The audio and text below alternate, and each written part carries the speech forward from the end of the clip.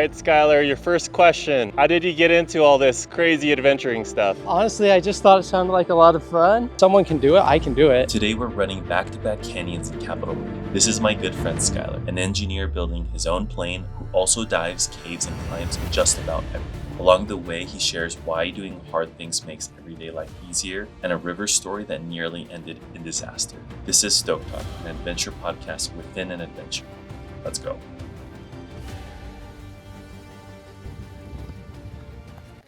Holy crap, man.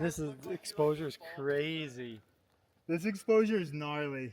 Swipe number 3, 200-foot rappel, stream exposure. Exposure's nuts, dude. Actually, let's just do a quick intro while we're waiting. So, where are you from? I'm from Utah. Utah? A little Okay. town in Utah. How did you get in? What was like the first adventure sport you feel like you got into? I did spend a lot of time in the mountains, just like backpacking and hiking around. That wasn't like too extreme, but I really enjoyed that when I was a kid. My dad would take us backpacking. We'd go down to southern Utah, went to Zion, hiked the Narrows when I was 12, and really, really enjoyed that. And kind of like fell in love with the red rocks in the desert back when I was a kid. Oh, that's awesome. Did you do scouts?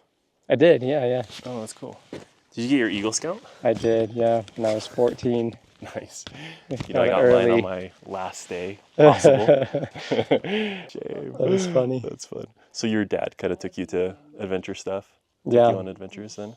Yeah, and when I wasn't scouting, we had some really good leaders they were pretty adventurous. We did a lot of whitewater rafting. Oh, nice. So we did Cataract Canyon a couple times. Oh, Like self-guided. We sick. didn't hire guides. It was just our leaders. You know, they had their boats.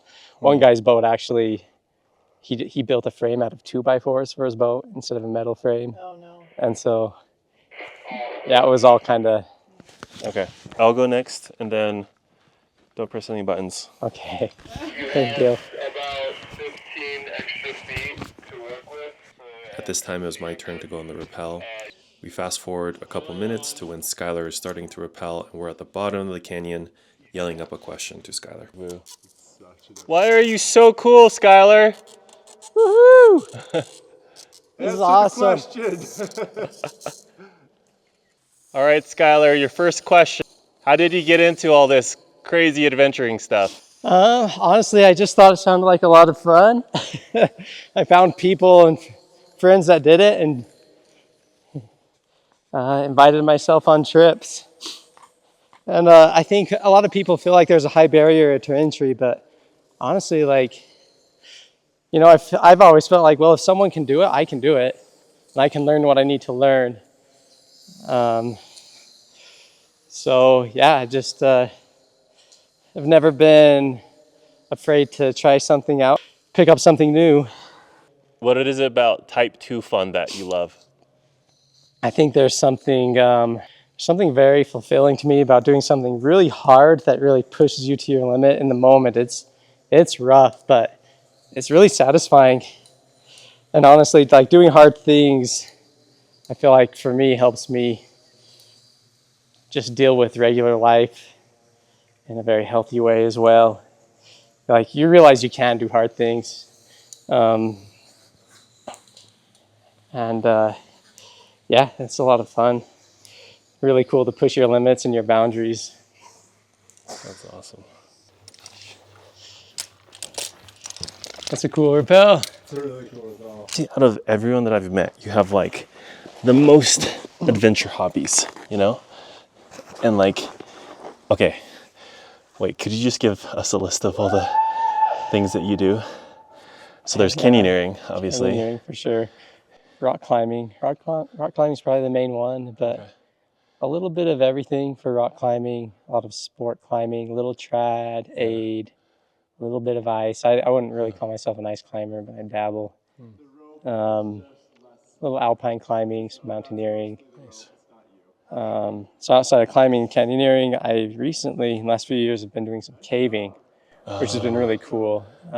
Some technical caving. That's cool. So a lot of the caves around this area they're very sporty. So a lot of rope work, a lot of big vertical pits that you have to rappel down into, and if you go down in, you have to get back up the rope.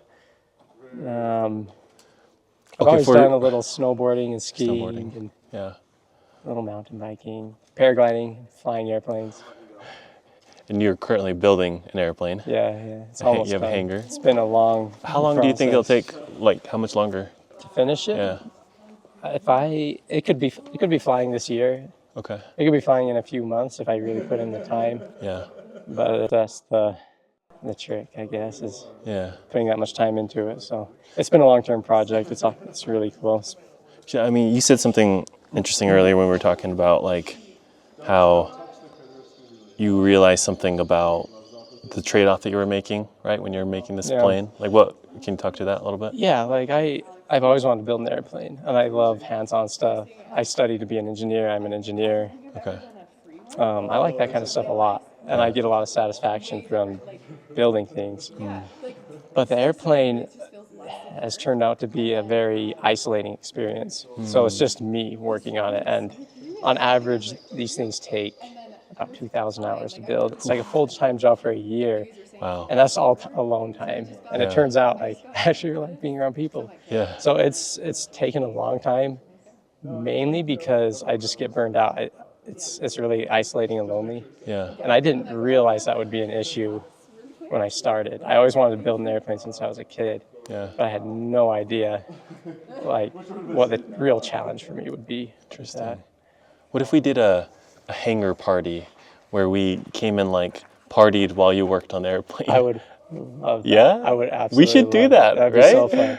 Okay, we're Yeah. gonna do that. Like we're gonna Just gonna keep- celebrate Skyler finishing his plane. Just keep me company. Yeah. Let's do that. That'd be so fun. Oh, okay. Let me just throw this idea out there. Okay, There's yeah. this canyon in San Rafael Swell. I think it's called Music Canyon, and the campsite is there's like this dirt Little airstrip. airstrip. Yeah. So the idea would be you fly in on your plane, and we drive there, and we meet together, and you like fly in, canyoneer, fly could do out. it. Like, that'd be so We cool. could definitely do it. Is that down? gosh. Is it Hidden Splendor? I don't know. What it's called? I did it a while back. Yeah, it's a cool area. So That is we could do that this summer. There's another airplane I can fly. We could do that with. cool. So, Okay, game. I would love to do that. That would be so fun. That's like combining two of the coolest things. Yeah. I think. Oh, I mean, if the third would be just parachuting out of the plane, but Yeah, you know, yeah, that would be cool too. that'd be wild. That's still on the bucket list. Yeah. Okay, and then so you do the. Let me see. I mean, there's so many sports. So I'll start you're with doing sailing caving. a little bit. That's been sailing. pretty fun. Okay. A little bit of whitewater rafting, kayaking. A little bit of So I everything. dabble in a lot of things. I wouldn't call myself expert in most. I'm probably a pretty good climber, but outside of that, it's like I'm okay Yeah. with other hobbies. Do you like that? Kind of like having hands in a lot of different hobbies versus specializing in just one? I do. I really like it. I'm never bored, ever. There's always something I'm excited about. Like I just think life is so interesting, and there's so many interesting things to do. It's so fun. I just wish I had more time, Yeah. for sure.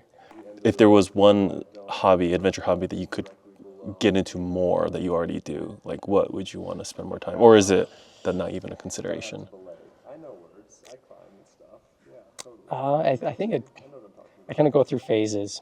I'll focus on one thing, and then I'll get excited about something else, and then focus on that. So, I mean, I'd love to be better at everything I do, so I don't know. I just kind of go through phases. There's like seasons Yeah. where I get into spend more time on a certain hobby. Stop or slow down for a sec. So, I should have gone with the start. That's what's cool. So cool. Anytime the sky is the background. very cool, rappel. Look at that. It's the rope is twisting though. I'd be curious to know though, like if you were to like restart your 20s again, how would you do things differently? I think I feel pretty good about it. I've really enjoyed my time. It's been great. Honestly, I think understanding that I like the social aspect of all these hobbies more than anything. Like by myself, all this would be like it's all right, But finding more ways to be social with all of the hobbies would be maybe more of a focus, I think. But it has been it has all been a huge social outlet for me. Probably most of my friends now I met climbing or canyoneering. Maybe 80%. Like, yeah, that's how I met you. That's how I met Alex, everyone here. So yeah, it's been really good. So yeah, I don't know that I changed a lot, but maybe early on, I didn't realize that was one of the major benefits I was getting from it. It took me a little while to realize. That's cool. How about for the youngsters getting into it right now, the college kids or the college graduates, and they're like, wow, I want to be adventurous, but they don't know where to start. If there were any obstacles for them to avoid, like what would you recommend them do differently? One of the things that really helped me for climbing, at least, was I went to a local shop where it's just like a little tiny shop. It's called Mountain Works in Provo. The guy that owns it, his name is Darren, and he introduced me to all kinds of different climbing. He had a little Utah climbing club at the time that was introduced me to a lot, but he doesn't do that anymore. But I'd recommend whatever you're interested in, go find a local shop that has people. There's people that are really passionate about it, and people I feel like love to share what they're excited about. So like paragliding, there's a company called Superfly up by Point of the Mountain in Utah, and they're awesome. They're really passionate about what they do, and they can get you into that. So that'd probably be my recommendation. I think there's a lot of community and groups online that can steer you in the right direction as well. But I feel like the barrier to entry it might not be as hard as people think. You just gotta go out and meet people. That's good advice. People are so excited to share what they're excited about, I think, in general. Except for cavers. Actually, no, the cavers. cavers are getting better now. They're getting a lot better.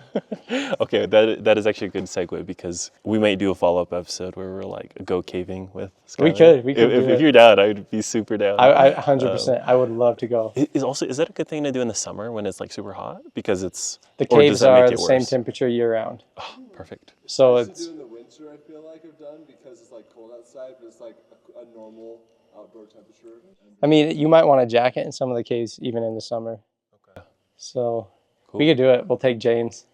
Quit being a baby. James is terrified of caving. I'm not afraid of caves if there's water in them. It's just when there's not water in them, I'm afraid. Wait. That doesn't make any sense I didn't at all. understand that at all. Okay. All right, I have to defend myself. Yeah, come take a seat. Actually, right here. Okay, I have to defend myself. I'll move. So Make sure it's filming.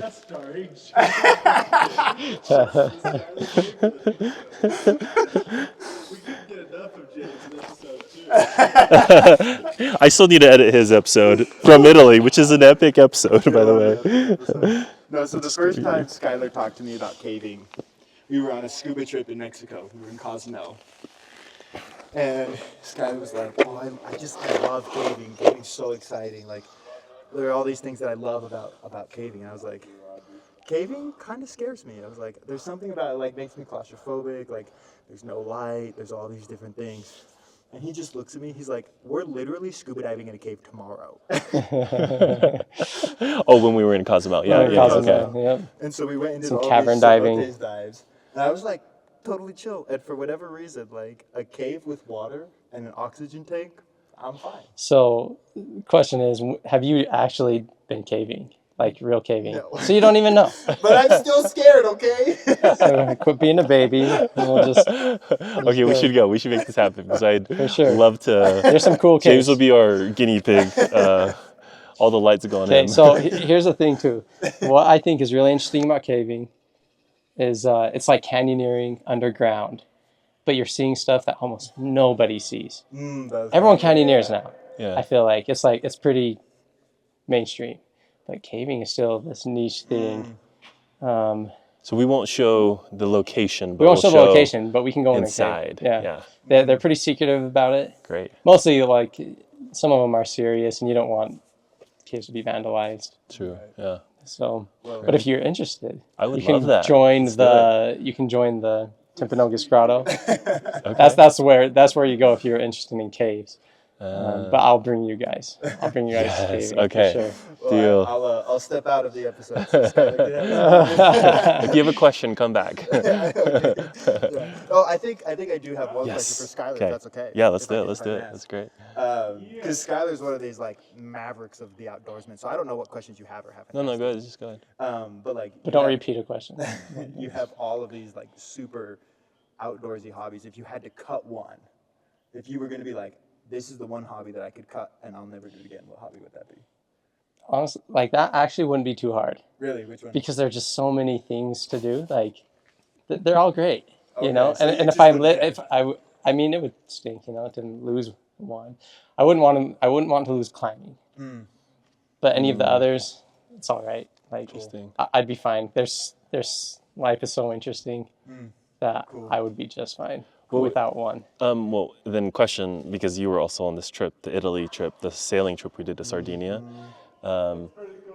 If there's a new hobby you had to pick up, I feel like it would be sailing. Am I wrong? Well, sailing is great. Yeah, I love sailing. Yeah. Like, should we just like I would get a love- boat and So sail around the world? Here's the thing. Oh, okay.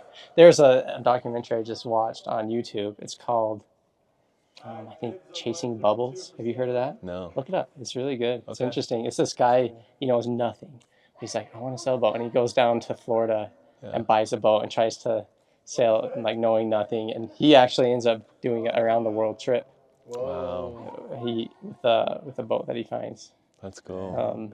Yeah, it's cool. How much would a boat be about? Like, I don't even know what the. Um, I feel like it's at least 50, 100 grand. you know, like I mean, it depends on what you want to do. Just like a sailboat. You know? Like if you want to like cruise, if you want to sail island hop in the Caribbean or something, I think you'd probably be, I don't know, on the low end, maybe $50,000 for a okay boat. You might have to do some work. I've been looking at boats a little bit. Personally, I'd be like, I want a budget around maybe 100,000 for a boat. That would be okay. And then, well, I mean, but what I hear too is like, well, you buy the boat, but then you need, if your budget's 100,000, you might want to spend like 70 or 80 on the boat, and then you do the rest of the money goes to putting what you want on the boat and fixing things. It's crazy. So We just gotta call up our boy Marco. See if From yeah, he's in Lake Como. if I mean, you could always charter boats. Okay, so another question then. What is a trip that or a couple trips that you're looking forward to? Either that you're planning or that's on your bucket list of things to. What does someone like Skyler look forward to, you know, in terms of trips? I've wanted to climb Denali in Alaska for a long time. That's been on the list for a while. Stars kind of need to align for that one. I need a good group of people to go with and time off, and You just hire a guide usually, or what would that be I like? probably wouldn't on that one. I mean, you can. People do it. Denali would be cool.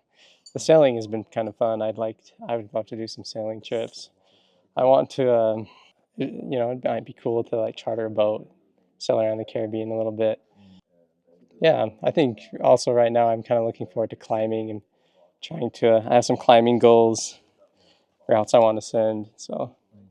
Okay, how about maybe top trips you've been on in the last couple years that like really stand out to you? Oh, our Italy trip we went on last year was amazing. I absolutely loved that trip. We spent some time in the Dolomites. And Marco kind of took you under his wing for sailing. Yeah, right? yeah. You were. What was your title? What was I? He was the first mate. He was first mate. Yeah, Marco was our was the skipper that we hired, and so yeah, he was really. It was awesome. He'd answer all my questions and show me how he does everything, and learned a lot on that trip. We were sailing a 51-foot boat. Last two questions, which is bad travel stories where something went wrong, or and then what was the other one I had? You're not allowed to mention me. Alex is. Or he can't be the reason. Alex has ruined some trips. Just parts of the trips, not the whole trip. Or just made for some nice. They're definitely memories. Hey, like a trip's not memorable until something goes wrong, right? Where So. was Alex when we all landed in Italy? Sleeping for hours while we're That's like right. hauling our bags around Rome. I was tired. Oh, so He knew we were coming. I forget why. What happened there? So wait, how did you meet Alex? I had stayed. He had access to the Airbnb, and he slept for like 6 hours after we landed, and no one could get a hold of him. I woke up in the middle of the night. My leg was killing me. Like I was absolutely dying. I ended up like going, and in the morning, like sitting there just all night not sleeping. In the morning, I finally like talked to someone who was able to had some like ibuprofen and went and got it for me. And then I just passed out. Excuses. But you knew we were coming. I did. I thought it was. Skyler is holding on to a grudge here. We need to. It's okay. I wasn't talk too about- mad. I wasn't too. You just got to give him a hard And I time. didn't wake up to the alarm at all. And then it slept for. Well, I called you like a dozen times, sent you texts. No, I was exhausted. So that was a pretty bad way to start Rome, I guess. It was still a fun day. It was still fun. It was fine. We found like one of those luggage lockers.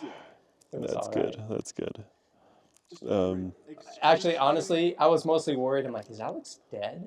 You know, like, is Alex he dead? all right? Excruciating pain and not sleeping in all the night before because I was in Amsterdam. So That's fair. Well, you're also the one that skied off the cliff, so I mean, you're not wrong.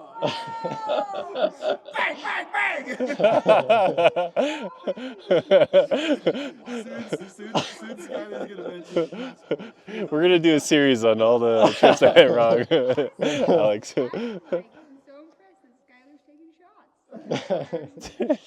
Of course, I mean, sit down. That's a new side of Skyler that I've Are there any other? And so he's telling us how he really feels. Yeah, were there any like trips where you feel like it was like near-death experience, or do you feel like you've avoided that for the most part? I did have one that was pretty scary a couple of years ago. Okay. So I got into pack rafting, kind of amateur pack rafter, you know. Yeah. And I had done a bunch of these little rivers in Utah. It was really fun. There's like Muddy Creek and the San Rafael. They're pretty chill, really just super pretty, really fun. And I do like whitewater rafting and kayaking. I wouldn't call myself a pro at all. I did the Grand Canyon a couple of times, which was amazing. But I had a friend who's like this hardcore kayaker. He was in town. We went and did Muddy Creek. That was fine. And the Provo River was full. So he's like, hey, let's go to the Provo River. And like, I know it can be a little sketchy, you know? So I just asked him like, hey, is this something that I should be doing? And he's like, oh yeah, it's just like class 3, you know, it's fine. It's like, okay. So we meet up with this other friend. He's like, are you sure you're ready for this? I'm like, oh, I think so. You know, so we get in the river, and it goes pretty well.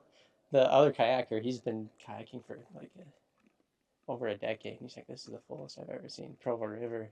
And the rapids are actually pretty big when it's full, you know. But it was interesting because there's like the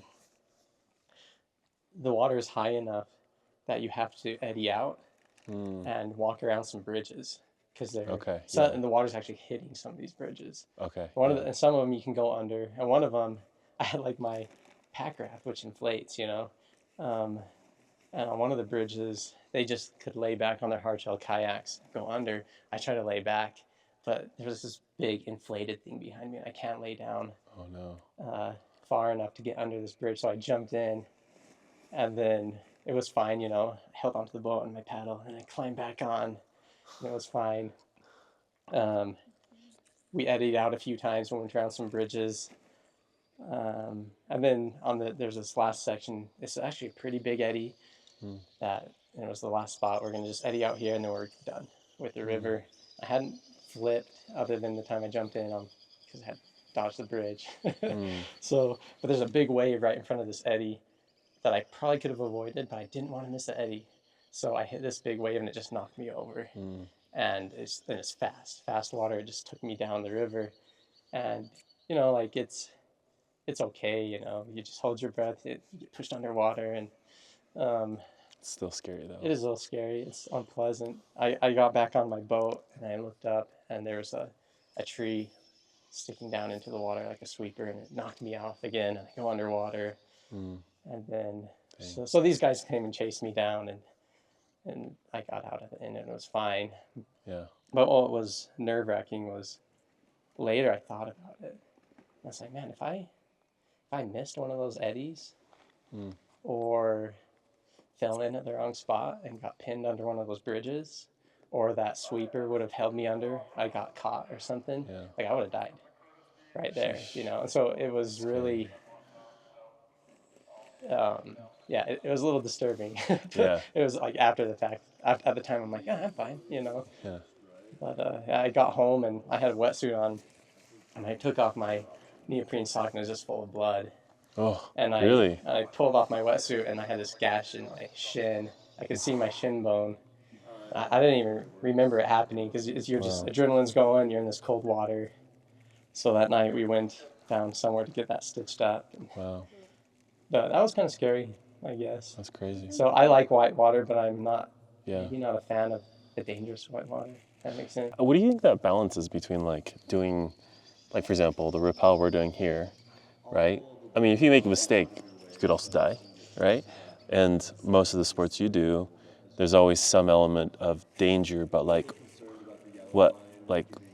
I guess some people that aren't adventurous, that are just watching Netflix, right? They might ask, well, you know, I'll never have to worry about that because I'll never do it. What do you think like the trade-off is? Like, what are you getting in return versus like, when is it okay to take those risks? There always are risks, but I think a lot of these hobbies, you can actually manage your risks very well. You can do dumb things and be outside of like your skill level or comfort zone, like I was probably in the river. But for what we're doing here, it's a 200-foot rappel, but we have a fireman belay, we have some good gear. Yeah. We can actually make this relatively safe and manage the risks. Because the only risks, like what would, for someone that doesn't know canyoneering, like what are the main risks for canyoneering, like something like this? Is he throwing a rope? Throwing Oh the wow, pole this line is gonna down. be he might toss it pretty hard too. All right, guys, watch out. Yep. All right, yeah, we're ready. Maybe jump up and dodge it. Oh, there it is. Oh, here you go. Perfect. Yeah, what would you say is like the main risk for, for someone that doesn't know, like where are the risks on a rappel like this? Probably some of the biggest risks are just making sure you're like hooked into the rope right, that the rope is rigged properly. A rope like this, you'll block one side of the rope, and so you can't pull it through the anchor above. And then the other side is the pull rope. Like I've seen videos where people hook onto the wrong side, into the pull rope side, and they back off an edge. You know, so you can eliminate a lot of the risk by just double and triple checking your setup and your gear. That's cool. Another danger on a rappel like this might be losing control on the rappel, like you don't have enough friction on your device. So being competent and understanding your device and how friction changes as you rappel is important. And then having like Alex is sitting there on the bottom, it's a fireman belay. If someone loses control, he can pull down on the rope and it will stop the person on the rappel. So that's a really I'm actually not fireman belay.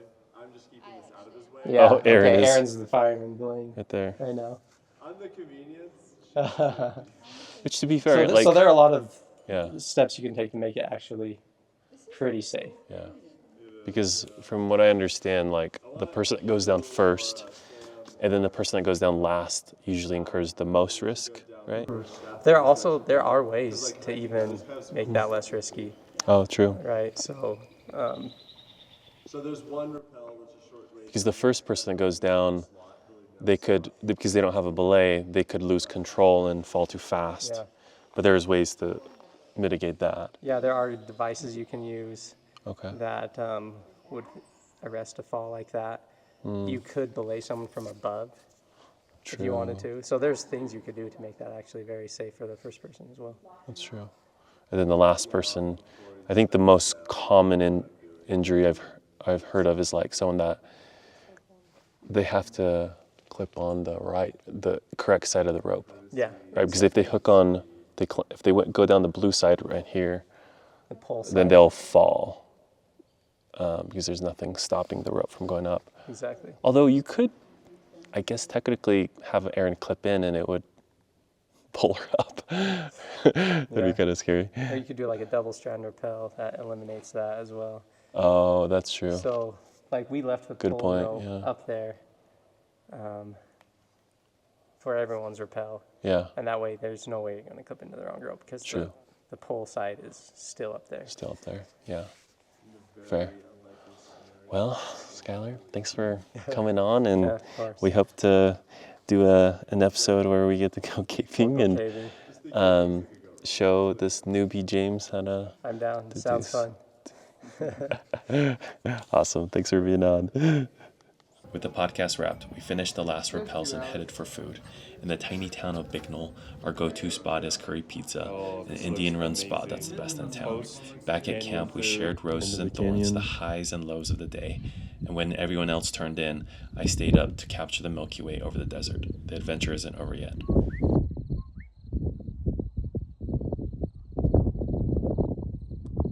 All right. What's everyone's rose and thorn? Rose and thorn for the day. Oh, roses, For the trip. Is what I always heard. But what does that mean? So rose is something that was good that day. Thorn is something that sucked, and bud I usually do is looking forward to the next day. Oh, that's but, right. I heard the bud. Yeah. Basically the good and bad. Yeah, we just do rose and thorn. Okay, how hot it was with my thorn? How was mine? That was pretty hot. That was hot. But then we gotta do 2 canyons today. That, I love that. and lack of water. we've been able to be by the fire 2 nights in a row. This is a luxury. I love hanging out by the So fire. glad I'm not driving home I right think now. this was a great mix Facts, of hanging out, canyons, Sorry, Dad. water. I feel like if you can make it to fire in a game, like a card game, like it's a good trip, you know? For sure. Oh, guess what? I think my bud would be, I still want to do Boundary Canyon. For tomorrow, I'm in. No. But just like Just I a did general, want to- yeah. I am sad I didn't backpack. really? Oh, Chop Rock? Or Or just even just down to like just the general? cathedral down by the river. that would have been fun, yeah. So you're Rose sad- you're is sorry that beating you came at with us skulking. instead of going backpacking? No, I'm actually glad that we backpack. this campsite, like this was my rose actually. I would rather be. It was a with you. The happy. river was Oh, really nice. nice. Sorry, I The didn't river know was that. way nice. The river I was love the really grass. nice. This was the last. It was the last one. Campsite. Oh, it was, This was yeah. the last one here that was open. Oh, So score. that's Rose. I would stay here over the La Fruta Oh, campground. that's a great. Oh, yeah. Yeah, that's This is great. better. Yeah. You think so? The fruit was mine. I don't We not were like surrounded it. by. I didn't like being surrounded by people. Look, it feels like we're. That like, would felt like I have our own was sleeping on a space front here. lawn. This one, I'm in Yeah. nature. And Yeah, but it was beautiful views. So There's I a like. raccoon like knocking stuff over. In the middle of the night. Oh, I'm sorry about your beef jerky. Right before sunset, I found this interesting looking tree that I knew I wanted to come back and do night photography with, especially getting the Milky Way in the background. And then in the meanwhile, I was taking some sunset pictures with James and Skyler in the background. The clouds, the sunset, the color was just really stunning, and it turned out I was able to get really beautiful pictures out of that. And then I came back around 3 a.m. The only equipment that I had beyond my Sony a7 III was just had a headlamp to light the tree, and then I think I was about a 20-second exposure, and ended up taking a couple really beautiful pictures. Just as a thank you to everyone that made it all the way to the end. These prints I'm gonna make available, and this is wild, but I'm gonna put this out there for people to purchase at cost, meaning you can buy it for the same price it takes for me to print them. And this is just a thank you to everyone that's supporting the channel. These will be so beautiful to put up in your house, or even my favorite thing is to have like a laptop skin to put on the back of your laptop. That might be coming in the next month or two. Thanks for watching today's adventure in Capitol Reef.